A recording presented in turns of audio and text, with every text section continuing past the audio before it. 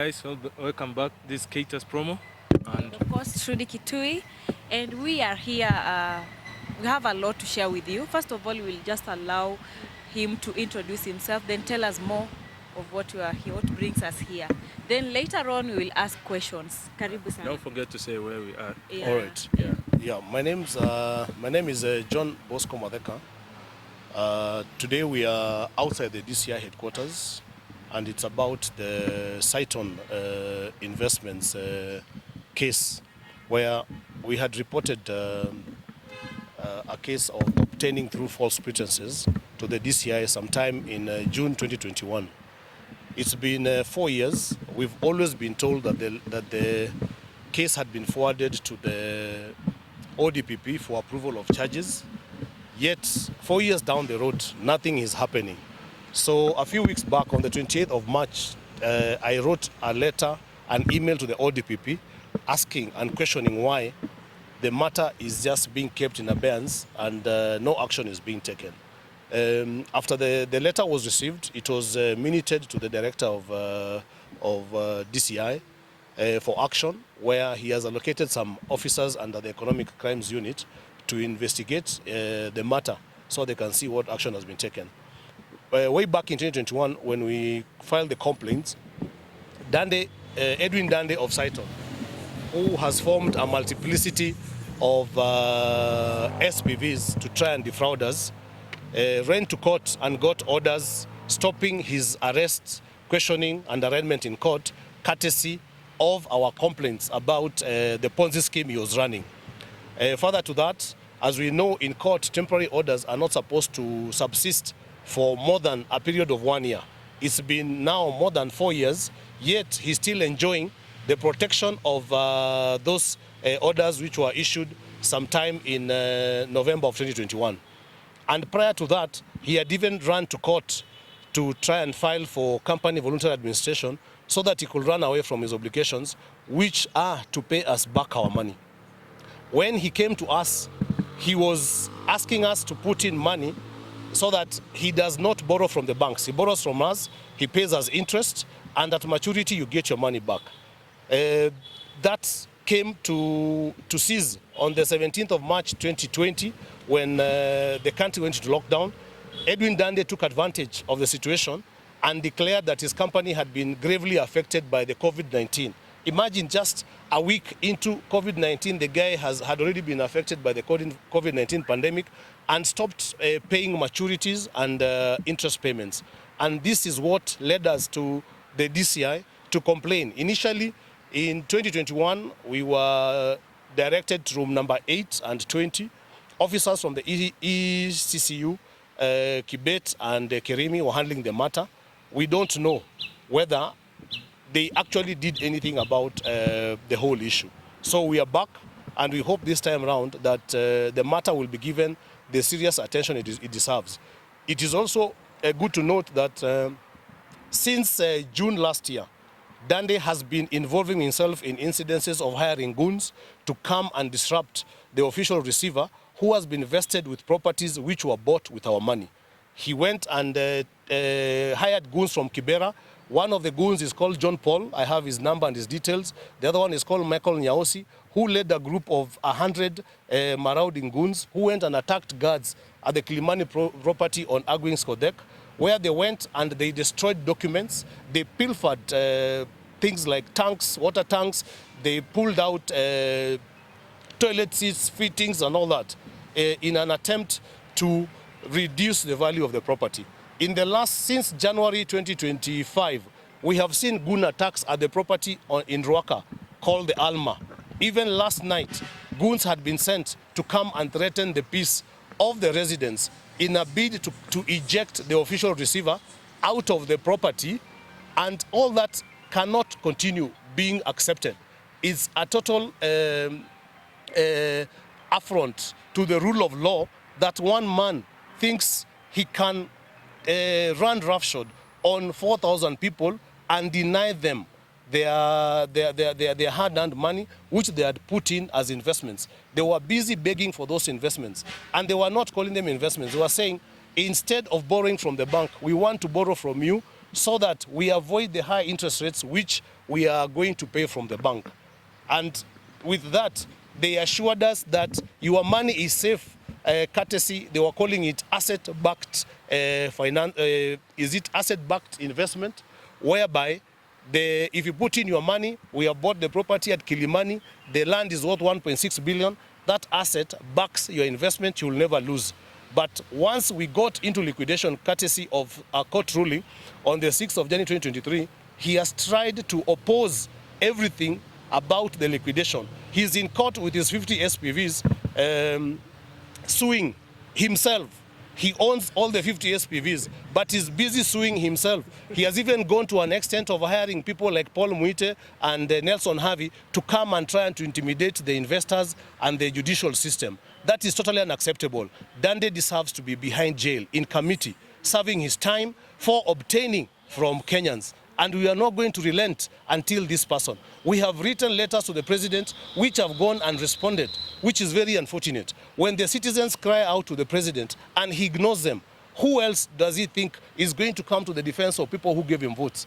Those are the things which are making us very bitter. And we cannot continue operating like this. 5 years later, you are chasing after your money. The value of money depreciates with time. We are not seeing an end to this circus. And yet, everybody is letting things happen. People have been compromised left, right, and center, but it will not stop our pursuit. Thank you. I would like to ask you, do you feel like EDWIN DANDE is protected by somebody in the government? He must have some godfathers, because I don't understand how we go complain to the police. There are OB numbers of goons attack at Kilimani. We reported to the OCS there, Chebi. To date, that was in June 2024. To date, no action has been taken. There is an attack in the month of March at the Alma, where guards were assaulted and seriously injured. Nothing has been done to date. The police keep on telling us that the goons, they are tracking the goons with their telephone numbers and they are unable to get them. That shows there are people who are compromised. The other day, where I was shot in Nairobi, within seconds, the people were arrested. What is it that somebody like DANDE can hire goons and the goons cannot be apprehended? Yet they are known and they have their numbers. And we have CCTV cameras everywhere. How come the DCI, the police, they are not playing their role? There must be somebody who's compromising the whole system. And that is what is making us bitter. And we cannot keep quiet anymore for this guy. Whoever is protecting him, you will go down with that EDWIN DANDE. We are not going to stop. We are the citizens, and the citizens are the ones who have power. You said almost 4,000 people are affected by this issue. Yes. So how much are you looking for to be paid by DANDE? The total amount outstanding from the 4,000 investors is 15 billion Kenya shillings. People have invested varied amounts from 100,000 all the way to amounts of as high as 200 million. People, if you look at the CMA regulations, they never followed the CMA regulations on collective investment schemes. They went and pretended that they were giving a private offer. But a private offer is only allowed under the regulations if it is issued out to high net worth individuals who have a degree, who have some serious financial background, and they should not exceed a number of 100. The CMA has failed us because the investors in the two products, CPN and CHOIS, total 4,000. How did the regulators let that slip their regulatory watch? When somebody is collecting 15 billion from 4,000 people, yet private offers are limited to only 100 individuals, high net worth, we must have degrees. Even me, myself, I don't have a degree. How did they recruit me? They lied to me. They obtained through false pretenses because they knew what the regulations and the CMA Act entail in who you can recruit into such schemes. Do you feel like they have paid some of the people in the media, bloggers, so that he can clean his name? EDWIN DANDE is paying people by the minute. I have had a meeting with some journalists at Pan-Africa Hotel, and we agreed they were going to run a feature on this thing. But after we left, even a mention anywhere never happened. That should tell you something. They came, they got the story, and then they went back to DANDE, and he went and bribed them, and that is why they went quiet. These things are happening. We are alive to the fact that we are being frustrated by one person, And he's using our 15 billion to frustrate us. Yes. That is the saddest bit. Yes. We've been left without a way to sustain our livelihoods. Yet somebody is using, he's taken our money, he's using it to bribe people around. And that is why the parliament indicted him. There's a report from parliament where they had requested the DCI to report back in 90 days. Those 90 days lapsed in March 2024. DCI has never reported back to parliament with anything. It was a discussion on the floor of parliament and the report was adopted. The report indicted DANDE of being a fraudster. It is there, it's on public record. Why is the DCI sleeping on the recommendations from parliament? There's something wrong. There are people who are eating money and they must be stopped. They must be called out. Here, we have to change our society. It's become very annoying that people feed on others' misery. And in this instance, we have pensioners who have been left destitute. Yet a policeman, a journalist, a judge, or whoever will go take money. Even people like Paul Mwite will go and get legal fees from EDWIN DANDE, yet they know the damage he has made. How is that? What society are we living in? That's totally unacceptable. Totally unacceptable. And for senior citizens like Nelson Harvey and Paul Mwite to go and stand up for DANDE in court is an affront to the basic tenets of justice.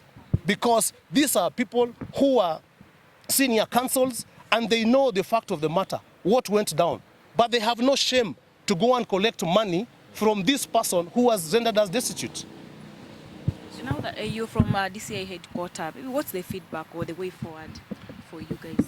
Okay, from DCI, it's just an unfortunate situation because the file for the matter we reported back in 2021, nobody knows where the file is. It's 4 years. So now we might be forced to come and reconstruct everything from zero. Start all over again, file our statements. We've left some of our elderly colleagues to just write their statements just in case there'll be no solution as to where the file is, so that the rest of us, we are going to be planned to come back, file our statements so that the case is revived and is actively pursued. Yeah. Feel like he's always coming there to also send goons to you, back to you guys. That's what he's been doing, and he's so shameless about it. On Thursday, 6 goons were arrested at the Alma who had gone to attack. They were being processed in court yesterday. I'm still here to find out what, but the police were requesting for 7 days to conclude the investigations. But the incidences have become too many and nothing is happening.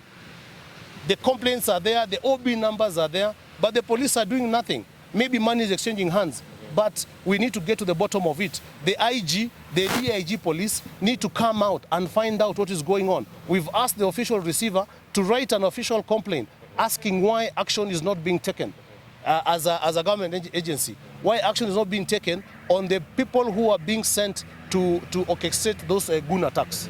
Yeah. And maybe how is your security? Because I know DANDE knows you're falling for your money, and how sure are you if you are safe with this? A man will die only once. He cannot die 2 times. I am ready. He can come for me. EDWIN DANDE, you can send your goons, you can come for me. I am ready for anything, but you must pay back people's money. That is the bottom line. I will not fear you. I will not be threatened by goons or whatever, but people must get their money back. Yes. Do you think justice will be served at the end of the day? Justice must be served. We are not going to give up. They have tried to make us give up, lose track and all that. It's 5 years down the road. We are not giving up. We will continue crying for justice until justice is served. Okay. Yes. Have you tried to grab any of these properties that you have used? Okay, all the properties under the Insolvency Act, because they were, the whole schemes were put into liquidations, have been vested with the official receiver. The official receiver is mandated to value and dispose of the assets so they can recover our money. But what is happening, DANDE has gone back to court to fight the liquidation. That is what is stopping. Right now, we have recovered our money. And remember, the powers of the official receiver as an insolvency practitioner in the liquidation is also to investigate the affairs of the company and establish if there was underhand deals which were done to cause the collapse of the scheme the promoters must be taken to task and face criminal prosecution. So it's a two-pronged thing. We've already won the battles. The official receiver has been vested the Kilimani property, the Ruaka property, the property in Ruiru, the property in the river, there is a property, Applewood, Miotoni, there is that region, Kiambu Road. All these places have been vested the official receiver. Right now what is happening, DANDE has gone back to court and he's attempting to subterfuge the whole process by going and filing multiplicity of vexatious applications in court to derail. And he promised, he always sends on his social media, the only solution is for you people to come on the table and talk. Otherwise, I'll keep you in court for the next 30 years. And that is a game he's playing. And the judiciary must awaken to that fact that Edwin Dande is a vexatious litigant. He's wasting valuable resources with the courts, spending a lot of time dealing with frivolous matters which have no basis in law. Yeah. Amazing. Maybe as we wind up, just a message to our president, because of course he will watch this video, also done. Yes. To the President of the Republic of Kenya, His Excellency Dr. William Ruto, we are suffering. We have suffered. And right now, very many of the creditors, the investors, are pecuniary embarrassed. They have no money. They have no means of their livelihoods. Just like you said, mambo ni matatu. Alipe pesa yetu, aende jela, ama aende Zayuni. One of the three. From your words, you need to actualize that so to get our money. We will not be frustrated by one individual. We are here. We trust your leadership of the Republic. But when you keep quiet, when citizens are being taken advantage of by unscrupulous businessmen, I mean, where will our trust and hope lie in? Yes, to Edwin Dande, it doesn't matter. You have to pay our money back. I told you back in 2020, pesa yangu haiwezi potea. Rest assured, you'll bring my money back to me. You can send your goons, you can do whatever you want to do, but we must recover not only my money, the money to all the individual investors with interest until the point the matter will be concluded. Yes. Right. Thank you so much. Karibu. Any questions? Thank you so much.